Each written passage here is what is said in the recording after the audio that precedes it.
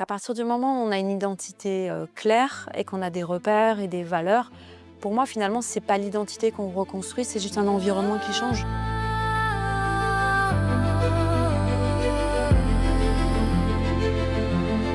Bonjour et bienvenue dans cet épisode 4 de Pensée A. Tout d'abord, je voulais vous remercier pour les retours. Ça fait vraiment chaud au cœur parce que je ne suis pas tout seul, il y a toute une petite équipe avec moi et on est très content d'avoir vos retours. C'est très important pour nous. N'hésitez pas à vous abonner, mettre la cloche, laissez même dans les commentaires tous vos retours et impressions sur les émissions. Aujourd'hui, j'ai la chance d'accueillir Laleh. Donc le parcours est assez extraordinaire. Il commence dans les montagnes du Kurdistan pour finir en France et en Suisse avec un métier très noble comme avocate fiscaliste. Et ça va être hyper intéressant de comprendre tous les enjeux qu'il y a de quitter son pays. Laleh, merci beaucoup d'être là. Ça me fait trop plaisir de pouvoir échanger avec toi sur ce sujet. Donc, quitter son pays, on sait que c'est une décision qui est lourde de sens. Sur tout ça, est-ce que tu as déjà pensé à ce que ça coûte au final de devoir se reconstruire ailleurs? Pas vraiment. Et je te remercie d'ailleurs parce que ta proposition, en fait, elle m'a permis justement de réfléchir à tous ces sujets sur lesquels je m'étais jamais penchée. Parce que moi, je vais jamais en arrière. J'avance, je suis une fonceuse. Et effectivement, oui, ça. J'ai pas eu le choix. Voilà. J'étais très jeune, j'avais 6 ans, donc c'est pas moi qui ai pris la décision. Par contre, effectivement, avec du recul, voir comment ça construit. Je dirais pas que c'est de se reconstruire, mais c'est continuer à construire en fait son identité. Ok. Et du coup, est-ce qu'on peut donner rapidement, mais un peu de contexte, parce que le Kurdistan, tout le monde ne connaît pas forcément. Du coup, c'était en quelle année du coup que tu es parti et c'était quoi le contexte grosso modo? Je ne donnerai pas l'année, ça donnerait trop d'indications sur mon âge. Mais on va dire que j'étais très jeune, effectivement. Et puis, Kurdistan, effectivement, c'est un territoire en fait qui est très vaste. Donc, Kurdistan, en fait, je suis née en Turquie. Donc, et ensuite, mes parents ont pris la décision, effectivement, de venir s'installer en Europe. Donc, j'ai pas eu le choix. J'ai suivi et voilà, j'ai dû m'adapter, du coup, effectivement, à ce nouvel environnement. Vous êtes arrivé directement en France? Non, en Suisse, donc à Genève. Donc, mes premiers souvenirs, effectivement, remontent à ça parce que les souvenirs avant 6 ans, c'est plutôt du ressenti que j'ai. Donc, en fait, effectivement, tout ce que m'évoque, en fait, mon passé, c'est beaucoup plus de l'ordre du souvenir, des odeurs, donc, mes premiers vrais souvenirs, effectivement, datent de mon arrivée. Et mon premier vrai souvenir, c'est ça. C'est l'aéroport, en fait, à Genève. Ok. Et du coup, à ce moment-là, si du coup tu t'en souviens, est-ce que tu te souviens peut-être un peu de l'émotion que tu as ressentie, l'inconnu, je sais pas, mais... Curiosité énorme. Ouais. Ok. Je regardais partout, je découvrais en fait un environnement qui était totalement différent de l'environnement dans lequel en fait j'avais grandi. Ok. Comme tu disais, j'étais dans les montagnes du Kurdistan, donc je débarque dans une grande ville avec beaucoup de monde. Tu avais la barrière de la langue ou... Ah bah clairement, Ouais. clairement. Justement, quand on va parler d'adaptation, la première chose à laquelle j'ai dû m'adapter, c'est la langue.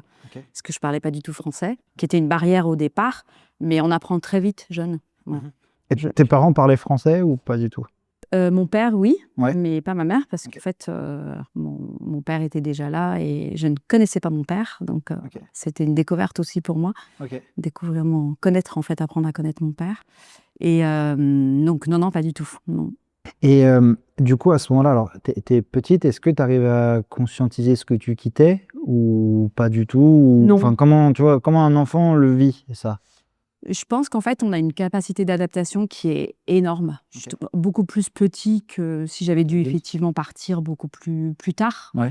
Et c'est plus, en fait, pour moi, je suis très, très curieuse de nature.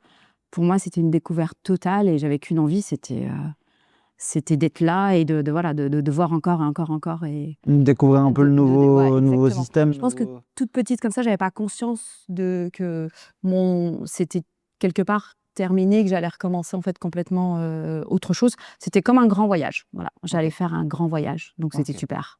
Et du coup, le côté Laleh adulte, est-ce que ce côté quête de racines et de souvenirs, est-ce que c'est quelque chose à une certaine période de ton développement qui t'a travaillé ou pas du tout, ou, tu vois... Pas du tout, parce que c'est vraiment mon ressenti personnel. Pour moi, mon identité, elle est là, elle est très ancrée.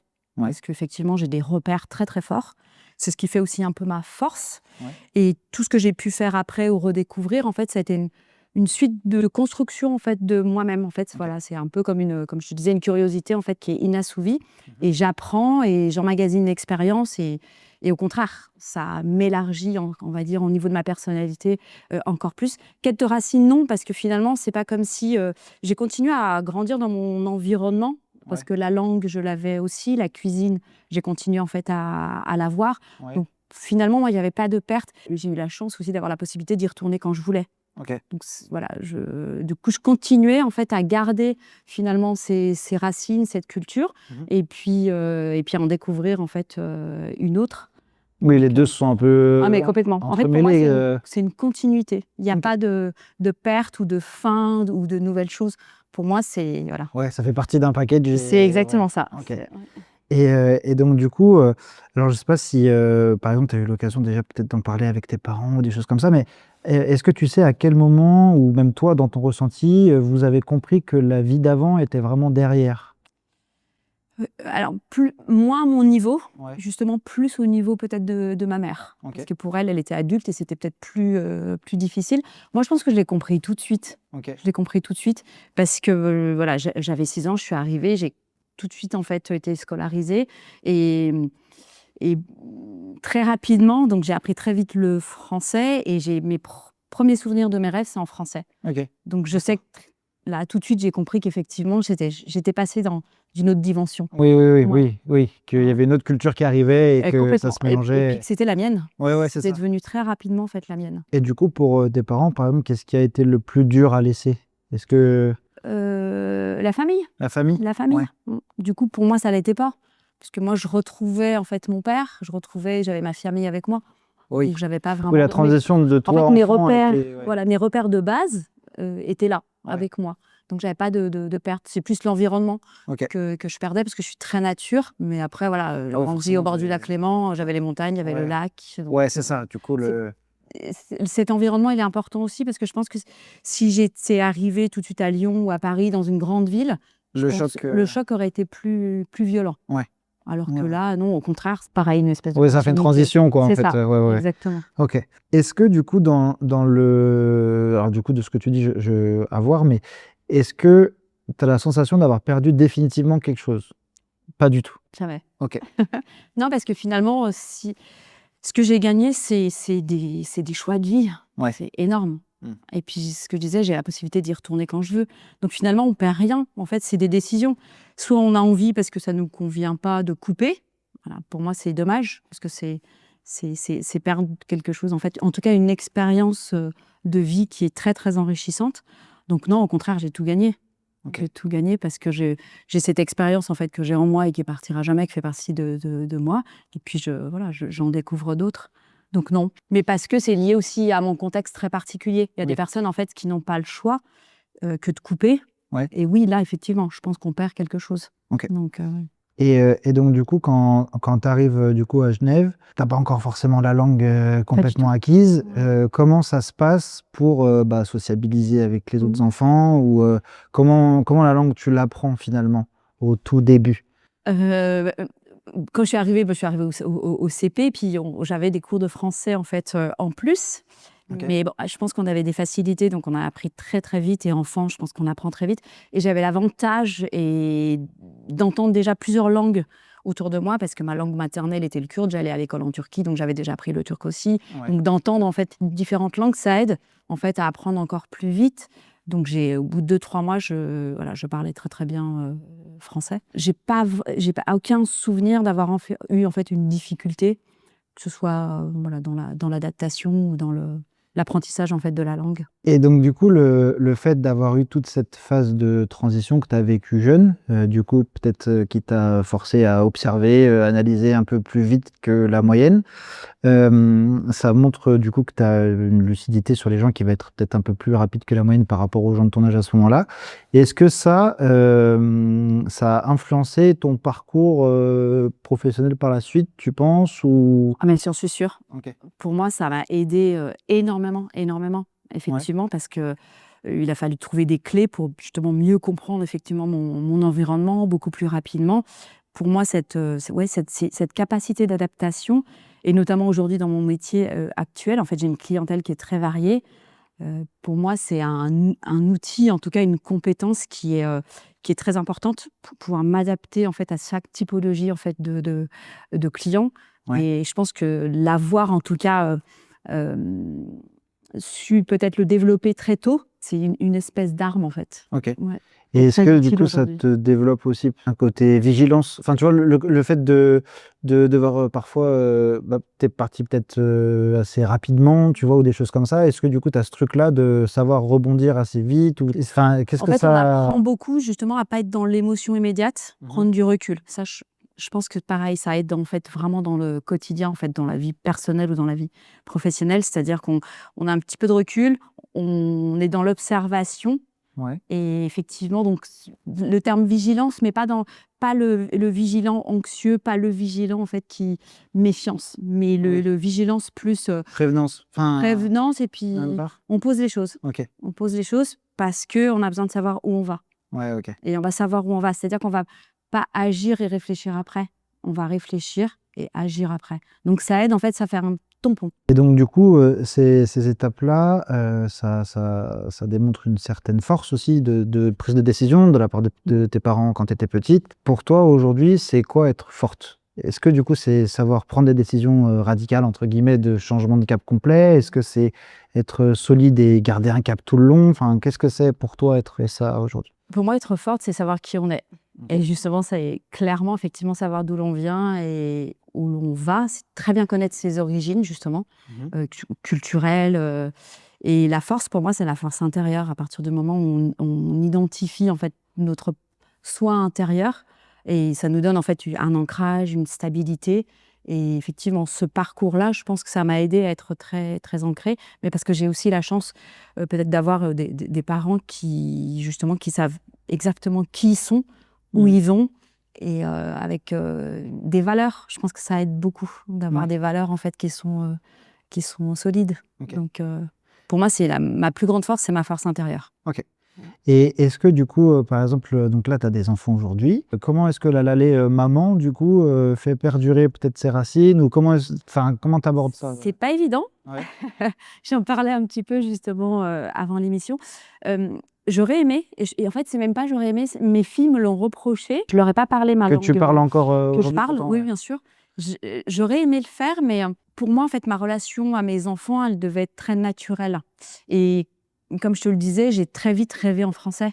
Ouais. Donc, quelque part, le français est devenu ma langue maternelle. Ouais. Et si j'avais dû parler, en fait, en cours à mes enfants, quelque part, ça me demandait donc de la réflexion, et ça enlevait ce côté très naturel, très spontané, ce rapport en fait que je devais avoir petit avec mes enfants. Donc je l'ai pas fait, mais par contre elles ont dans le milieu dans lequel elles ont évolué, bien entendu, elles ont parlé la langue, elles ont mangé, on va dire local, voilà, exactement. Donc pour moi c'est tout ça aussi. Puis on a beaucoup voyagé, donc elles ont aussi découvert l'univers dans lequel en fait j'avais grandi. Donc c'est un univers qu'elles connaissent très très bien, qui leur est familier. Mais ce que j'ai pas su transmettre, c'est la langue. Ok, c'est là. Mais ouais, tout le reste après. Après, j'ai envie de dire, c'est à elles de faire l'effort maintenant. Ouais. Je leur ai passé le relais, voilà. Ok. Elles peuvent l'apprendre.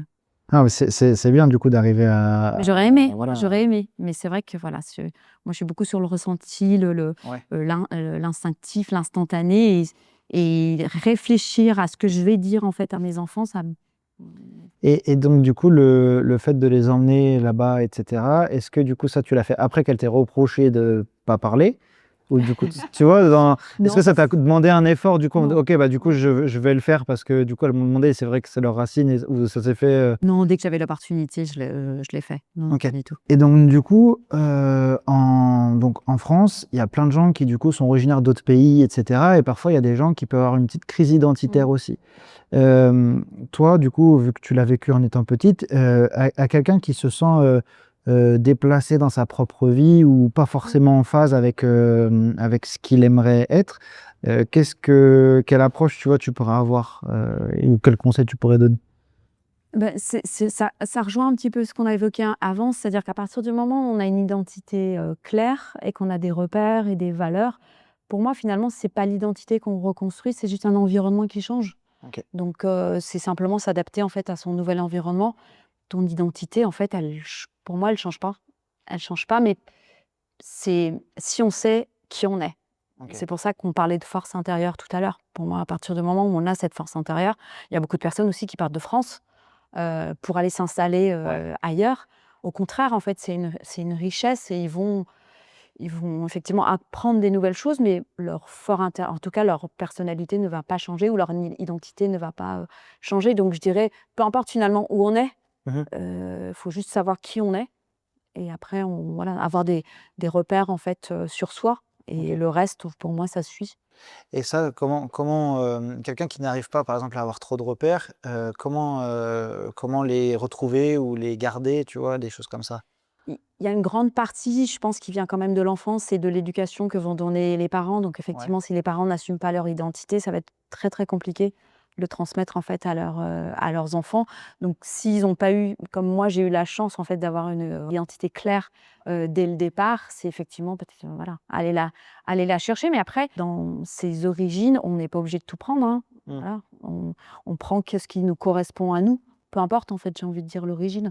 Donc OK. il y a des choses qui me correspondent pas du tout et que je n'applique pas Oui. mais que ce soit autant dans ce que j'ai vécu avant que dans ce que je vis, ici aujourd'hui. Il y a beaucoup de choses qui me Oui, autant dans la culture racine que dans la culture, exactement, nouvelle, c'est ça, exactement. Ah ouais. Donc je pense que c'est plus, peu importe où on est, peu importe où on va, c'est plus, nous en fait en tant que Oui, c'est plus relié à l'individu, mais selon complètement, toi et la c'est volonté ça. de Pour moi, je m'identifie plus quand on a un individu à part que, par mes origines. et aujourd'hui, du coup, quel est ton ancrage au quotidien? Tant, d'un point de vue origine, racine et d'un point de vue, transmission, tu vois? C'est quoi un peu les axes que tu veux, C'est un petit peu l'ancrage, il est là aujourd'hui dans la culture en fait dans laquelle je vis, donc je vis pleinement en fait ma vie ici. Transmettre, c'est important, Ouais. transmettre justement par rapport à cette quête d'identité parce que moi je me suis construite, donc parce que je l'ai vécu, mais c'est vrai que mes enfants, donc elles ont pris de mon identité, mais elles n'ont pas vécu ce que moi j'ai vécu.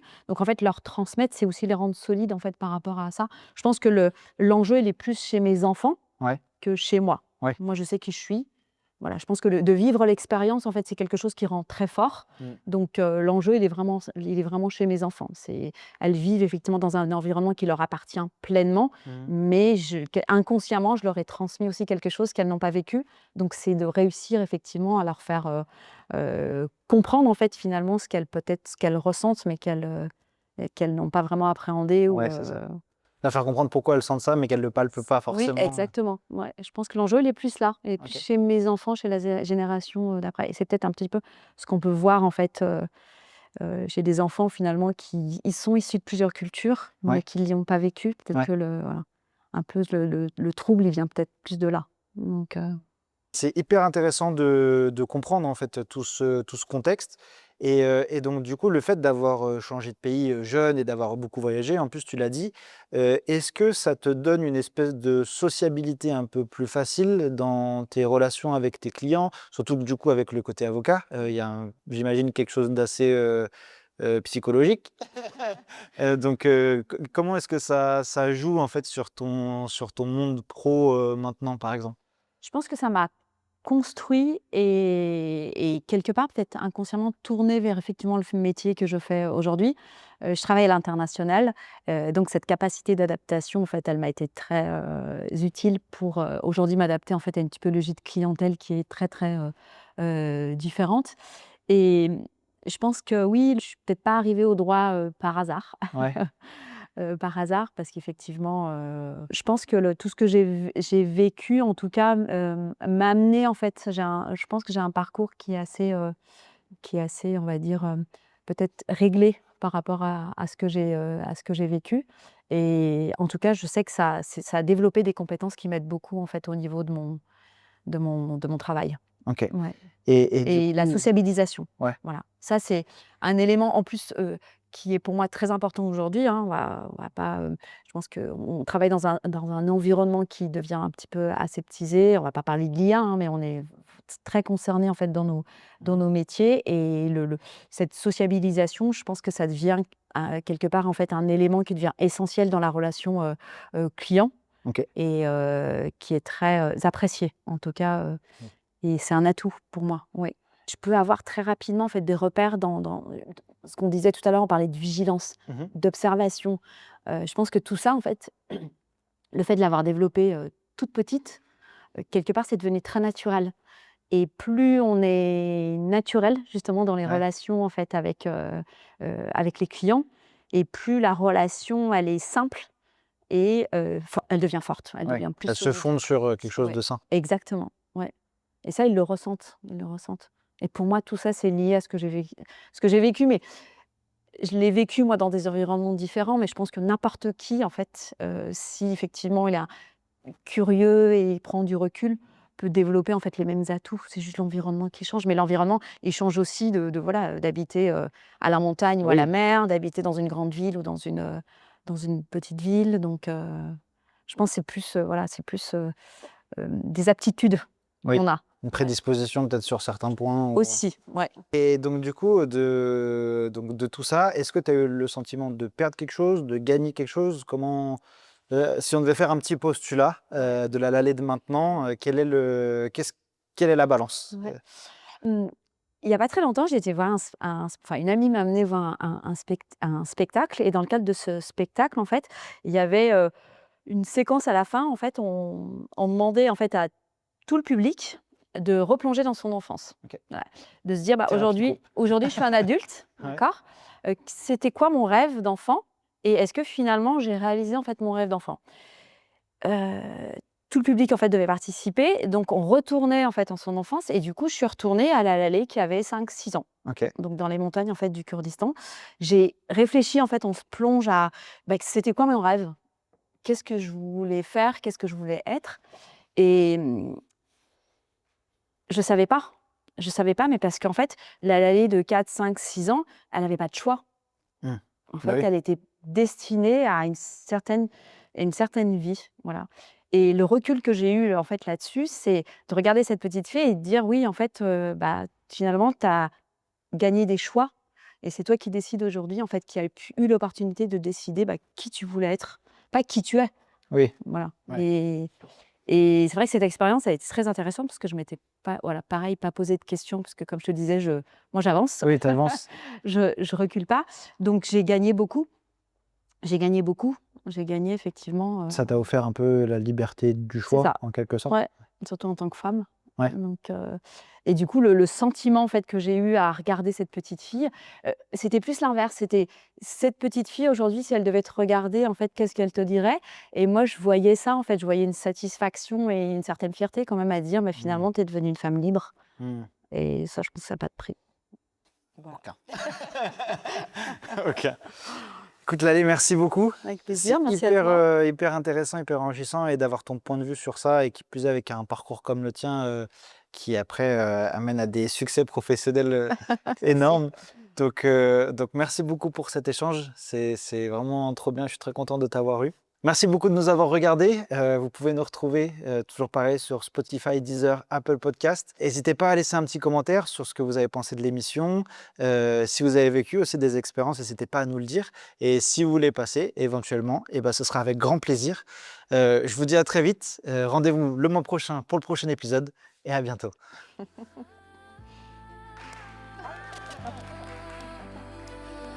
Bah, bravo, monsieur, hein. Ouais, merci. Parce que- Bravo à toi. Pas simple. Bravo à toi. J'ai le cerveau, c'est de la pomme pote.